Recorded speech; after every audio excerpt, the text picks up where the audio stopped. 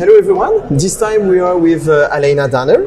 So Elena, can you please introduce yourself quickly? My name's Elena Danner and I'm a magic artist. I've been working on magic since about 2017. Well, I'm RK Post. Been a magic illustrator for 26, almost 27 years. Before that, I worked on D&D, I worked at TSR. I've been doing this for a very long time. I'm old. My name is Randy Vargas. I'm originally from Cuba, but currently living in Barcelona, Spain. I'm mostly doing illustration work, especially for magic, but other clients as well as for some stuff like that. Okay. Yeah. My name is Franz Vohwinkel. I'm from Germany and I've been a long time magic artist. Back at this moment, how did it feel to be contacted by Wizard for illustrating a card? Oh, it was incredible. I've been playing magic since I got out of high school, and it's all I've ever wanted to do. When I finally got to the magic level, it was incredible. I had been seeing them at Gen Con every year to get a portfolio review. I did it for 8 years straight. I'd go back every year to try to get to speak with an art director and see if I was up to magic level or not. I worked for quite some big companies at that time, but not magic. But I always hoped that it will happen at some point because I'm a magic player myself since since 2002, I think, with Legions. Bought my first cards with Mirrodin.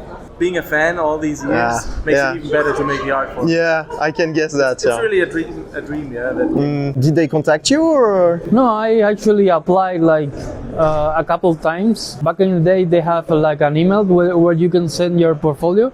And I sent mine a couple times, and eventually they reached out back and hired me, and since then I've been illustrating for them. Okay. Was it a surprise for you to being contacted by Wizards for doing an illustration, or? Well, yes and no. At that time I was working for a German board game publisher, Amigo Spiele.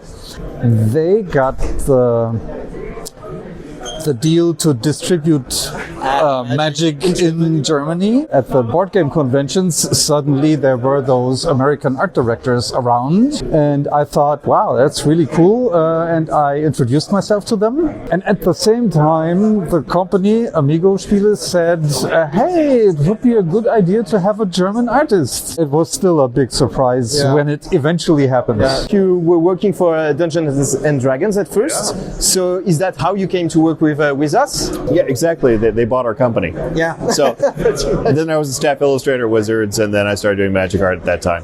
I think it was maybe just like Franz Vohwinkel. He moved to Seattle, then he got to meet a lot of other illustrators, maybe even yourself. I knew Franz back in the day, so I've known him for many years. Yeah. And I live north of Seattle now. Speaking about your long career, what is the first magic card that you ever illustrated? One is Goblin Vandal. I painted the card in 1996. It came out in 1997 in the Weatherlight set. The first magic card I ever illustrated was Supreme Will from Hour of Devastation. Morok, Fury of Akum. Yeah, I think you did quite a lot of arts for cards back then in Zendikar. I think this is the reason that I work for Magic. I think it was around that time that they tried to introduce the special art frames. I think they searched for a different style, and especially for Zendikar Rising, they had this stylized movie or travel poster. I did a lot of speed paintings at that time, and they were like sun in the background, bright colors. Yeah, and that became pretty much your trademark right now, with a lot of contrasts in your work.